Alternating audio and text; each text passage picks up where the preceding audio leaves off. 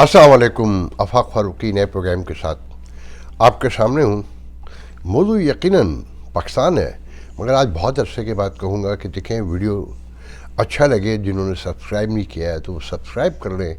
एक red button है YouTube पर, जब आप चैनल पे जाते हैं तो only you have to push it, और जिन्हें अच्छा लगता है वो शेयर भी कर लें। मौजू पाकिस्तान है। नवाज शरीफ के इंटरव्यू के हवाले से जो गुफ्तगू थोड़ी बहुत है, जो इंग्लैंड से उनका मीडिया ब्रीफिंग थी मेरे ख्याल में, और खान साहब का आज का जलसा है। मुझे तो अब ये भी याद नहीं रहता कि वो कहाँ जलसा कर रहे थे, पंजाब में ही कहीं कर रहे थे, शहर का जहन में नाम नहीं आ रहा। थोड़ा सा देखा मैंने, और जब उन्होंने रिपीटेशन शुरू किया जिस पे लोग नाचते हैं, ख़ासकर ख़वातीन, तो मैं आगे बढ़ गया। फिर कराची कि ये जो सांबा पसूड़ी है कि एक छोटे से मुखबर ने, तारीख़ है कि जी कि पहले पार्टी को तोड़ा फिर ख़त्म कर दी और कोई कुछ नहीं कर सका। उस पर थोड़ी सी बात करेंगे। और अलवी साहब का जो इंटरव्यू है, जिसकी अब कंट्राडिक्शन भी आ रही है, और कि ये हमेशा होता है हमारे पाकिस्तान में कि जब टेंशन बढ़ जाए, दबाव पड़ जाए, आपस में नाराज़गियाँ पैदा हो जाएं, तो कहते हैं कि जी मैंने तो ये कहा ही नहीं, हालांकि वीडियो है। हाँ, ये ठीक है कि उसके मखसूस हिस्से चलाए जा रहे हैं, उसका सीक्वेंस नहीं दिखाया जा रहा, मगर बात अपनी जगह रहती है, उस पर बात करेंगे। और खान साहब तैयार बैठे हैं, बस पर तोल रहे हैं किसी भी लम्हे पार्लियामेंट में दोबारा जाने के लिए, कि ये खान साहब अगर पार्लियामेंट से बाहर ना आते तो बहुत से मामलात और होते कि पार्लियामेंट को खुला शुतरे बेमुहार छोड़ दिया। खान साहब का काम ही ये है, और फिर अपना जो थूका है उसे चाटने में देर नहीं लगाते, रोज़ कलाबाजियाँ खाते हैं। खैर,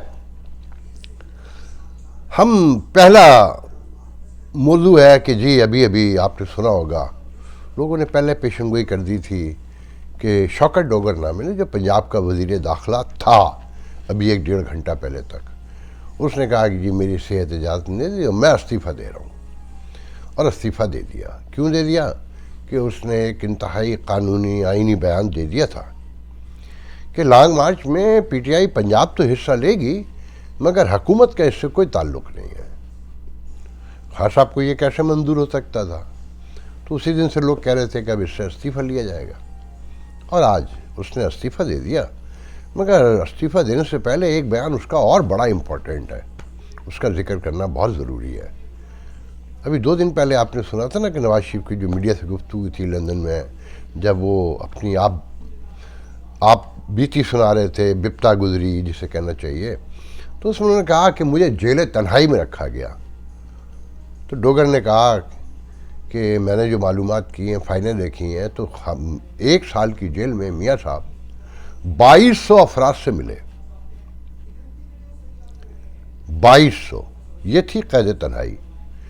तो मेरे नादरीन को याद होगा, मेरे प्रोग्राम को देखने वालों को जो कंटिन्यू देखते हैं, कि बहुत पहले मैंने बताया था कि मेरे एक दोस्त नवाज शरीफ से मिलने की रिक्वेस्ट की उन्होंने, तो जेलर ने कहा कि उनसे कहलवा दीजिए, अगर वो कह देंगे तो मुलाकात हो जाएगी। और वैसे कोई नहीं मिल सकता, वो प्राइम मिनिस्टर थे, वो प्राइम मिनिस्टर हैं, वो प्राइम मिनिस्टर की तरह रहते हैं। गाड़ियाँ जाती थी रोज़ाना मुलाकातियों की। और फिर जो मेरे जानने वाले दोस्त थे, जब वो मुलाकात करके आए तो उन्होंने बताया कि वो जेल में भी प्राइम मिनिस्टर है, पूरा एक महल नुमा पूरा कंपाउंड दिया हुआ है कि जिसमें एनेक्सी भी है, ड्राइंग रूम भी है, मेहमान खाना है, सब कुछ है। लोग बुरी तरह जाके बैठते हैं, फिर 1 बाय 1 दूसरे कमरे में जाके मुलाकात होती है। ये थी कैद तन्हाई। तो मियाँ साहब एग्जूरेट इतना करें जो लोग सालों कर लें। ये वो दौर नहीं है जब आप सियासत में आए थे कि 1-2 अखबार होते थे और एक पाकिस्तान टेलीविज़न होता था, और मुकमुका अंदर ही अंदर हो जाते थे, सब ख़त्म हो जाता था। वो खान साहब हों, जैसे उनके यू टर्न, उनके झूठ सामने आते हैं, इसी तरह आपके भी आते हैं, और आपके इसी झूठ ने, इसी मुनाफ़क़तों ने खान साहब को पैदा किया। खैर, आगे बढ़ते हैं। آپ نے یہ بھی سن لیا ہوگا کہ اب وزیر اعظم کا وزیر قانون کہتا ہے کہ F-62 جو ہے نا، جو صداقت، امانت اور دیانت پر گواہی ہے، آئین کی آرٹیکل، اس کو نکالنے کے لیے کمیٹی بنا رہے ہیں۔ یہ جو میاں نواز شریف اور ان کی پارٹی ہے نا، اگر ریکارڈ اٹھا کے دیکھیں تو 100 جوتے اور 100 پیاز کھانا ان کی عادت ہے۔ 18ویں ترمیم جب ختم ہو رہی تھی، بن رہی تھی، تو میاں صاحب کے ترلے ڈالے گئے تھے کہ یہ ضیاء الحق کا پیدا کردہ جو آئین کے اندر گندگی پڑی ہوئی ہے، اسے مل کے ختم کرتے ہیں، اس کو کچھ رہنے نہ دیا جائے۔ اور میاں صاحب نے کہا نا، میاں صاحب کو تو یہ تھا نا کہ حاصل زرداری کو پھنسانا ہے میں نے۔ نیب کا جو ڈرامہ ہے وہ اسے ایکٹیو تو میاں نواز شریف نے کیا تھا نا۔ اگر 90s کے ایرا کو دیکھیں، اور پھر مشرف نے اسے عروج دیا، پھر نواز شریف واپس آئے تو پھر اسے استعمال کرنے کی کوشش کی گئی۔ سیف الرحمان جو آج ان کے سمدھی بھی ہیں مریم کے، وہ سارے قصے آپ لوگوں کو پتہ ہے، مگر یہ مانے نہیں تھے کیونکہ یہ ضیاء الحق کی باقیات ہیں۔ تو اور سب سے زیادہ اب انہوں نے بھگتا، ابھی اسے ختم کرنا چاہتے ہیں۔ اس میں جو ترامیم کی ہے، جو جائز ترامیم کی ہے، مگر خان نے بازار میں لا کے کھڑا کر دیا ہے، کوئی ماننے کو تیار نہیں ہے۔ دیکھیں، خان تو کمپین چلانے کا اور میڈیا کا اتنا بڑا ٹرولر ہے کہ وہ جو دکھاتا ہے لوگ وہ دیکھتے ہیں۔ اس کے آڈیو زیرو ہو گئے، اب ویڈیو آنے والے ہیں۔ تو آج وہ جلسے میں فرما رہے تھے کہ اب یہ میرے خلاف گندی ویڈیو لائیں گے۔ خان صاحب کو تو پتہ ہے نا کہ ان کی سچائی۔ اچھا، فرانزک تو ہوتا نہیں اس معاشرے میں، اور اس پہ کوئی یقین بھی نہیں کرے گا۔ وہ تو انہوں نے فلانے سے کرایا تھا، اس نے اس سے کرایا تھا، ہم تو نہیں مانتے۔ کہ جب کوئی معاشرہ برباد ہو رہا ہوتا ہے تو یہ تقسیم، یہ شکوک و شبہات اس میں گھر کر جاتے ہیں۔ تاریخ پڑھ کے دیکھ لیں کہ سوشو پولیٹیکل سیٹلمنٹ ختم ہوتا ہے جب معاشرے تباہ ہوتے ہیں۔ اور تباہ کیا، سوشو پولیٹیکل سیٹ اپ ختم کیسے ہوتا ہے؟ سیٹلمنٹ وہ ایسے ہی ہوتا ہے کہ جی ایک چیز آئی، میں مانوں گا، آپ نہیں مانیں گے، آپ مانیں گے، میں نہیں مانوں گا۔ تو یہ جو کیاس ہے، یہ اصل تباہی کا باعث بنتا ہے۔ تو خان صاحب کو پتہ ہے، ان کے لوگوں کو پتہ ہے۔ دیکھیں، اسی جلسے میں وہ تقریر کر رہے تھے کہ جب تک طاقتور قانون کے نیچے نہیں آئے گا، اور تالیاں بج رہی تھیں کہ جب تک طاقتور قانون کے نیچے نہیں آئے گا، آپ دنیا کی تاریخ پڑھ لیں، معاشروں کی، امریکہ کی اور فلانے ملکوں کی، کہ جتنا امیر ملک ہوگا اتنا قانون پسند ہوگا۔ عین اسی وقت جب خان صاحب جملے ادا کر رہے تھے، عین اسی وقت الیکشن کمیشن کا ایک ممبر کہہ رہا تھا کہ اس نے بلایا تھا اسد عمر سے لے کر ان کے 5 افراد کو، مراد سعید، سب کو، وہ نہیں آئے، اور وکیل ایک اپلیکیشن جمع کرا رہا تھا کہ جی وہ باہر گئے ہیں، ادھر ہے۔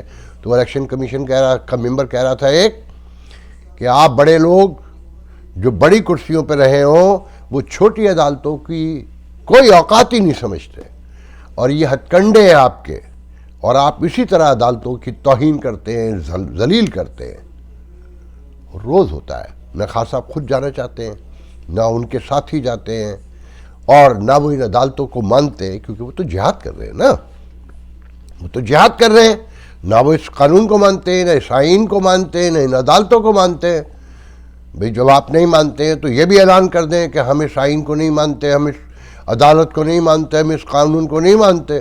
سب کو پتہ ہے اس عدالت کو میں بھی نہیں مانتا، میرے جاننے والے بھی نہیں مانتے، مگر آپ میں جرت نہیں ہے کہ آپ یہ کہہ سکیں کہ آپ اس آئین عدالت کو نہیں مانتے۔ آپ تو کسی سچ کو نہیں مانتے۔ عارف الفی نے آپ کی پشت پر جو کل چھرا گھوپا، اور جو آپ کے بیانیوں کو بوٹی بوٹی قیمہ کیا، جیسے سانبا پسوڑی نے متحدہ کو ختم کیا، اسی طرح کل عارف الوی نے آپ کے غبارے سے ہوا نکال دی ہے۔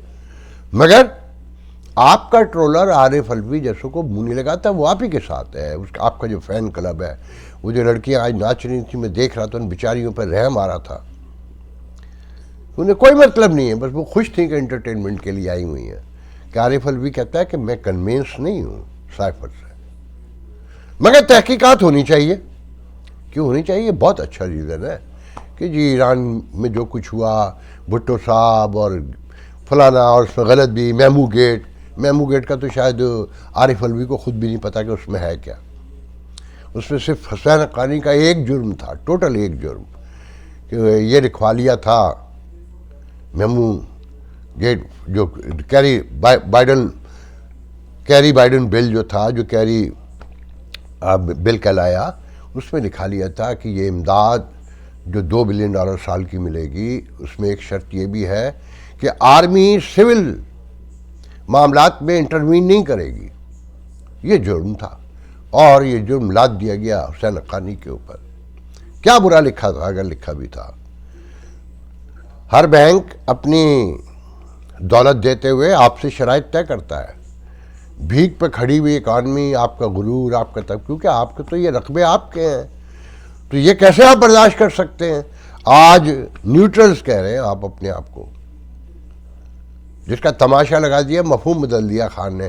آج آپ کو نیا نام دیا اس نے، ہینڈلر. 2 دن پہلے اب ہینڈلر کہہ رہا ہے، اور کہہ رہا ہے سن لو ہینڈلر، تم کچھ بھی کر لو، تم روک نہیں پاؤ گے.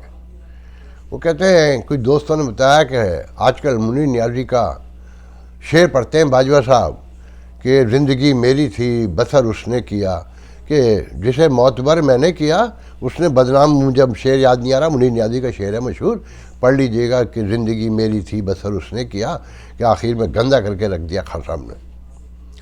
تو سب اپنے اپنے انجام سے دوچار ہے، ایک ایک کر کے، مگر کوئی لرن کرنے کو تیار نہیں ہے. نہ اسٹیبلشمنٹ کہیں پیچھے ہٹی، نہ سیاستدانوں نے جھوٹ بولنا چھوڑا. سب ایک سے بڑھ کر ایک. خبر اور بھی ہے کہ سوات میں اسکولوں پہ حملے شروع ہو گئے ہیں. ایک اسکول پر حملہ کیا طالبان نے، کچھ 7-8 طالبات و طلبہ زخمی ہیں.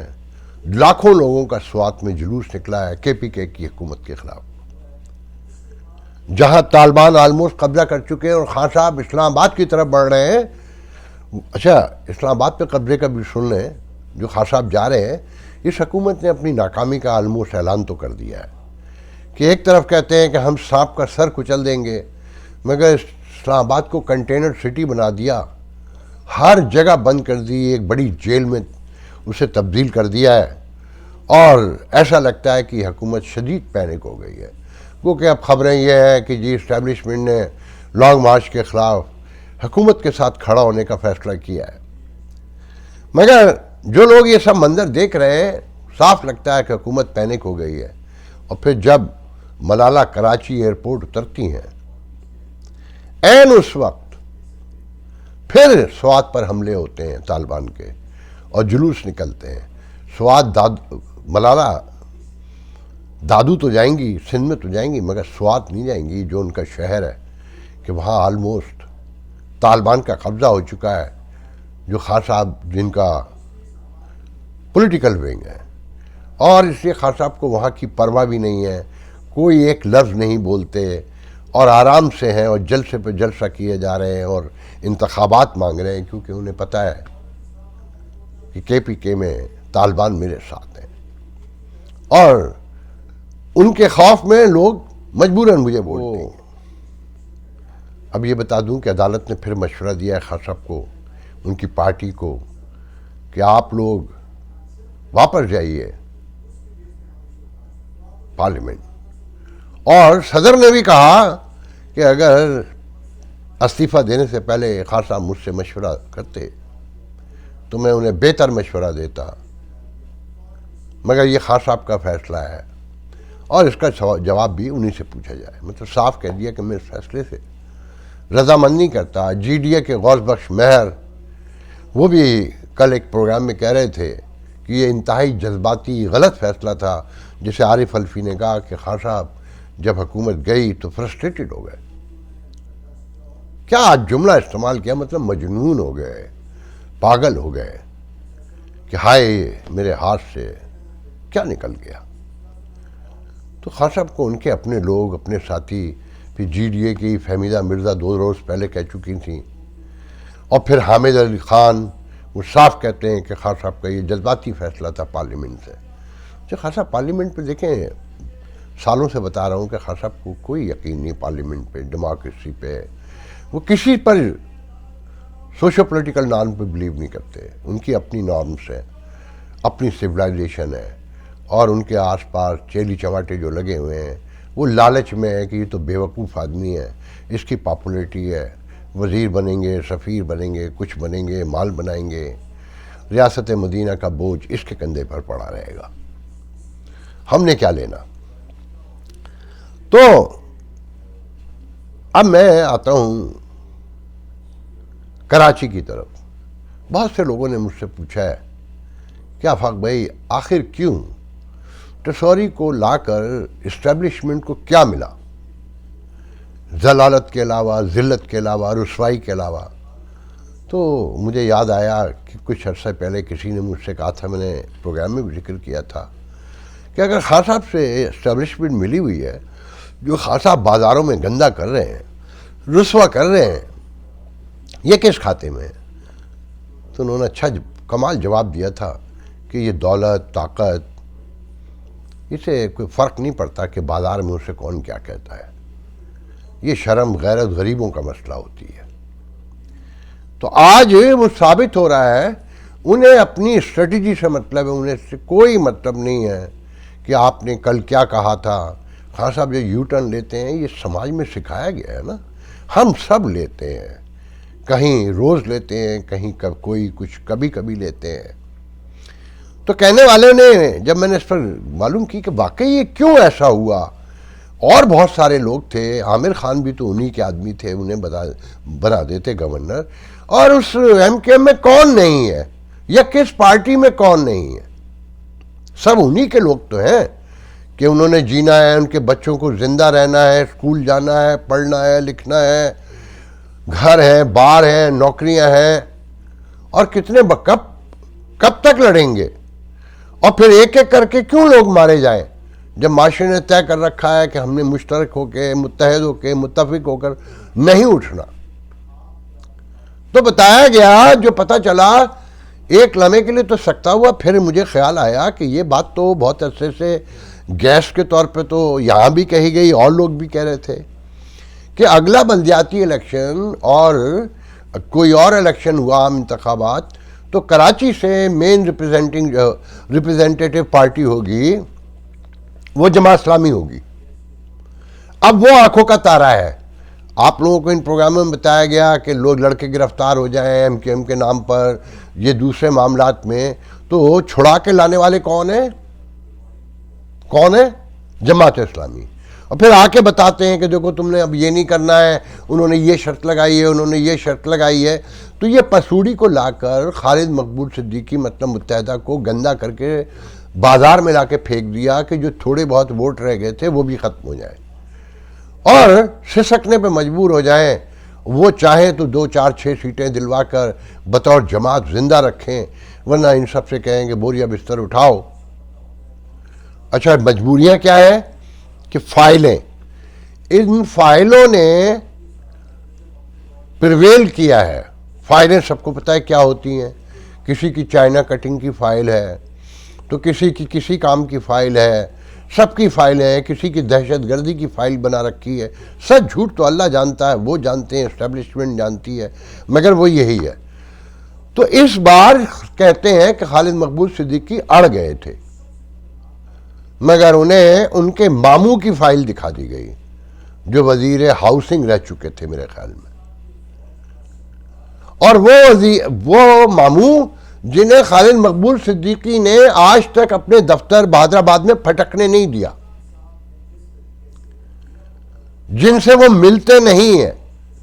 وہ احترام تو کرتے ہیں, بتانے والے بتاتے ہیں کہ ماموں ہے, مگر بہادر آباد آنے کی اجازت نہیں دی جب سے وہ کنوینئر بنے. مگر کہنے والے کہتے ہیں کہ ان کا کوئی تعلق نہیں ان کی کرپشن سے جب وہ وزیر تھے. کہنے والے کہتے ہیں کہ وہ خالد مقبول صدیقی کے کوٹے میں ایم این اے بنے, پھر وزیر بنے. تو اب یہ عدالتوں میں ثابت کرتے کرتے کتنا ٹائم لگ جائے گا کہ خالد مقبول صدیقی ان کے کسی معاملے کے بھاگیدار نہیں تھے. اور پھر میڈیا پھنسانے, مخالفین, تو گردن ڈال دینے کے سوا کوئی راستہ نہیں تھا, کوئی چارہ نہیں تھا. کہ آخر کہ ایک مخبر، ہاں ایک مخبر سانبا پسوڑی، جس نے پہلے پارٹی میں پھوٹ ڈلوائی اور پھر پارٹی کو ختم کر دیا. کل جب مزار قائد پہ گیا تو لوگوں نے خوب تماشا لگایا کہ اس کے پہنچنے سے پہلے، گورنر بننے کے بعد، مزار قائد پر سیکورٹی فورسز بڑھا دی گئیں. کیوں؟ کہ قائد یہ حالات دیکھ کر، یہ رسوائی دیکھ کر کہ ڈاکو چور، اسمگلر، گریبر گورنر بن کر ان کے مزار پر ان پر مسکرانے کے لیے، ہنسنے کے لیے آئیں گے، تو ڈر تھا کہ قائد کی لاش دوڑ نہ لگا دے. آج کے لیے اتنا بہت ہے. انشاءاللہ کل گفتگو ہوگی. اللہ حافظ.